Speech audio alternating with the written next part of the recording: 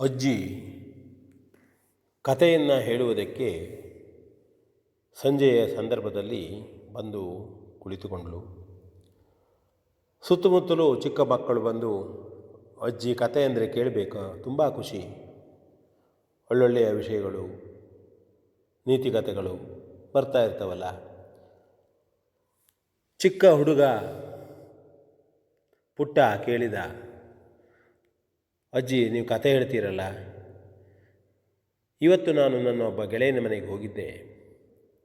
ಗೆಳೆಯನ ಮನೆಗೆ ಹೋಗುವಾಗ ಆ ಗೆಳೆಯ ಇವತ್ತು ಎಲ್ಲಿಯೂ ಪ್ರವಾಸ ಹೋಗ್ತಾ ಇದ್ದಾನೆ. ಅವನು ತಾಯಿಗೆ ಹೇಳ್ತಾ ಇದ್ದ, ನಾನು ಪ್ರವಾಸಕ್ಕೆ ಹೋಗ್ತೇನೆ, ಕಳಿಸ್ಕೊಡ್ಬೇಕು, ಬುತ್ತಿ ಕೊಡಬೇಕು ಎಂಬುದಾಗಿ ಕೇಳ್ತಿದ್ದ. ಆಗ ಅವನ ತಾಯಿ, ಮಗನೇ ಎಚ್ಚರಿಕೆ, ನೀರಲ್ಲೂ ಎಚ್ಚರಿಕೆ, ಬೆಂಕಿಯಲ್ಲಿ ಎಚ್ಚರಿಕೆ, ರಸ್ತೆಯಲ್ಲಿ ಎಚ್ಚರಿಕೆ ಎಂಬುದಾಗಿ ಹೇಳ್ತಾ ಇದ್ಲು. ಅಷ್ಟೆಲ್ಲ ಯಾಕೆ ಹೇಳ್ತಾಳೆ ಅವಳು ಎಂಬುದಾಗಿ ಕೇಳಿದ. ಆಗ ಅಜ್ಜಿ, ಪುಟ್ಟ ಇವತ್ತು ಅದನ್ನೇ ನಿಮಗೆ ಕಥೆಯನ್ನು ಹೇಳ್ತೇನೆ ನಾನು. ಒಂದು ಕಡೆಯಲ್ಲಿ 3-4 ಹುಡುಗರು, ಬೇರೆ ಬೇರೆ ಮನೆ ಹುಡುಗರು ಪ್ರವಾಸಕ್ಕೆ ಹೊರಟಿದ್ದರು. ಪ್ರವಾಸಕ್ಕೆ ಅಂತಂದರೆ ಹೊಸ ಸ್ಥಳವನ್ನು ನೋಡಬೇಕು, ಹೊಸ ಸನ್ನಿವೇಶಗಳನ್ನು ನೋಡಬೇಕು, ಹೀಗೆಲ್ಲ ಇರ್ತದೆ. ಕೆಲವು ಸಮಯ ಒಳ್ಳೆಯ ಸ್ಥಳಗಳಲ್ಲಿ ಒಳ್ಳೆಯ ಶುದ್ಧವಾದಂತಹ ಗಾಳಿ, ಸ್ವಚ್ಛವಾದಂತಹ ಗಾಳಿ, ಪರಿಸರ ಇದ್ದಂಥದ್ದಲ್ಲಿ ಕಳೆಯಬೇಕು ಎಂಬುದಾಗಿ ಹೋಗ್ತಾರೆ. ಆದರೆ ಹೋದಂತಹ ಸಂದರ್ಭದಲ್ಲಿ ಮಕ್ಕಳು ಅನೇಕ ಕೆಟ್ಟದಾದಂತಹ ನಡೆಯನ್ನು ಮಾಡ್ತಾರೆ. ನೋಡಿ, ಆ 4 ಹುಡುಗರು ಹೋದಂಥವರು ಒಂದು ಹೊಳೆಯ ಮಧ್ಯದಲ್ಲಿ ಇರತಕ್ಕಂತಹ ಒಂದು ಕಲ್ಲಿನ ಮೇಲೆ ನಿಂತು ಫೋಟೋ ತೆಗಿಬೇಕು ಅಂಥೇಳಿ ಮಾಡಿದರು. ಸುತ್ತಮುತ್ತಲೂ ಇದ್ದಂತಹ ಕೆಲವು ಹಿರಿಯರು ಹೇಳಿದರು, ಬೇಡ, ಆ ಕಲ್ಲಿನ ಹತ್ತಿರ ನೀರು ಬರ್ತದೆ, ಇನ್ನೂ ನೀರು ಮೇಲೆ ಬರ್ತಾ ಉಂಟು, ಎಷ್ಟೊತ್ತಿಗೆ ನೀರು ಬರ್ತದೆ ಅಂತ ಹೇಳಲಿಕ್ಕೆ ಬರೋದಿಲ್ಲ ಎಂಬುದಾಗಿ ಹೇಳ್ತಾ ಇದ್ದರು. ಆದರೆ ಆ ಹುಡುಗರು ಅಲ್ಲಿ ಹೋಗಿ ಯಾರು ಹೇಳಿದ ಮಾತನ್ನು ಕೇಳಲಿಲ್ಲ. ಸುಂದರವಾದಂತಹ ಜಾಗ, ತಾವು ಫೋಟೋ ತೆಗೆದುಕೊಂಡ್ಬರ್ತೇವೆ, ಸೆಲ್ಫಿ ತೆಗಿತೇವೆ, ಫೋಟೋ ಅದಕ್ಕಾಗಿಯೇ ತಂದಿದ್ದೇವೆ ನಾವು, ಈ ಹಿರಿಯರು ಹೇಳಿದ್ದನ್ನು ಅಲಕ್ಷಿಸಿಬಿಟ್ಟರು. ನೇರವಾಗಿ ಹೋದರು. ಆ ಒಂದು ಹೊಳೆಯಲ್ಲಿದ್ದಂತಹ ಕಲ್ಲಿನ ಮೇಲೆ ಕುಳಿತುಕೊಂಡರು.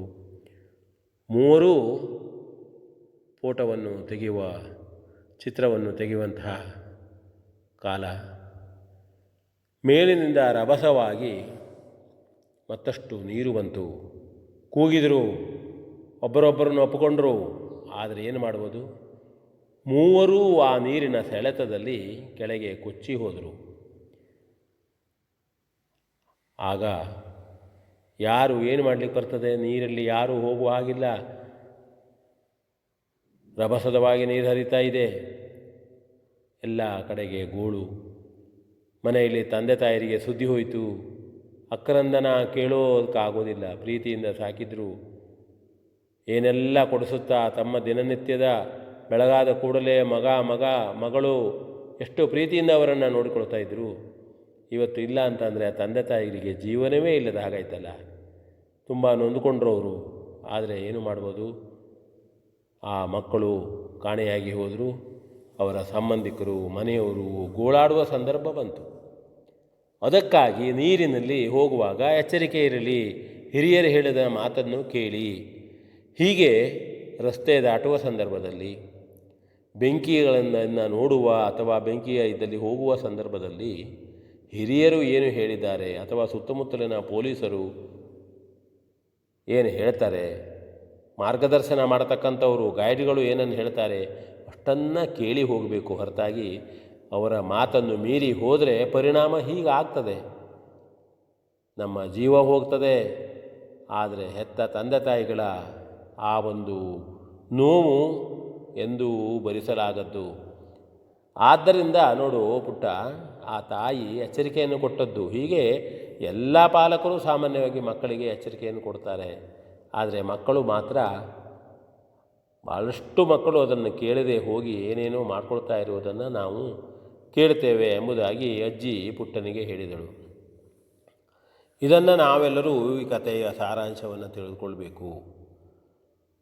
ಎಲ್ಲಿಗೆ ಹೋಗಲಿ, ಎಲ್ಲೇ ಬರಲಿ, ರಸ್ತೆಯಲ್ಲಿ ಹೋಗಲಿ, ಕಾರಲ್ಲಿ ಹೋಗಲಿ, ಪ್ರವಾಸಕ್ಕೆ ಹೋಗಲಿ, ನೆಂಟರ ಮನೆಗೆ ಹೋಗಲಿ, ನೀರಿಗೆ ಹೋಗಲಿ, ಬೆಂಕಿಗೆ ಹೋಗಲಿ, ಎಲ್ಲೋದರೂ ಸಹಿತ ಹಿರಿಯರು ಹೇಳಿದ ಮಾತನ್ನು ನಾವು ಕೇಳಬೇಕು. ಪ್ರತಿಯೊಂದು ಹಂತದಲ್ಲೂ ಎಚ್ಚರಿಕೆ ವಹಿಸಬೇಕು. ದುಡುಕುವುದು ಸರಿಯಲ್ಲ. ಎಲ್ಲೋ ಅಪಾಯಕಾರಿಯಾದಂತಹ ಸ್ಥಳಕ್ಕೆ ಹೋಗಿ ಫೋಟೋ ತೆಗೆಸಿಕೊಂಡು ಏನೂ ಮಾಡಬೇಕಾದ್ದೂ ಇಲ್ಲ. ನಾವು ಒಳ್ಳೊಳ್ಳೆಯ ಸನ್ನಿವೇಶ ಇರತಕ್ಕಂಥದ್ದು, ಸುಂದರವಾದಂತಹ ಸ್ಥಳಗಳು ಬೇಕಾದಷ್ಟು ನಮಗೆ ಸುಲಭವಾಗಿ ಸಿಗುವಂಥ ಅವುಗಳೇ ಇವೆ. ಹಾಗಾಗಿ ನಾವು ಎಚ್ಚರ ಆಗಬೇಕು. ಅಂಥ ಒಂದು ನೋವಾಗುವಂತಹ, ದುಃಖವಾಗುವಂತಹ ಸಂದರ್ಭಕ್ಕೆ ಅವಕಾಶವಾಗದಿರಲಿ ಎಂಬುದಾಗಿ ಹೇಳ್ತಾ ವಿ ಎನ್ ಭಾಗವತ್, ಬರಬಳ್ಳಿ.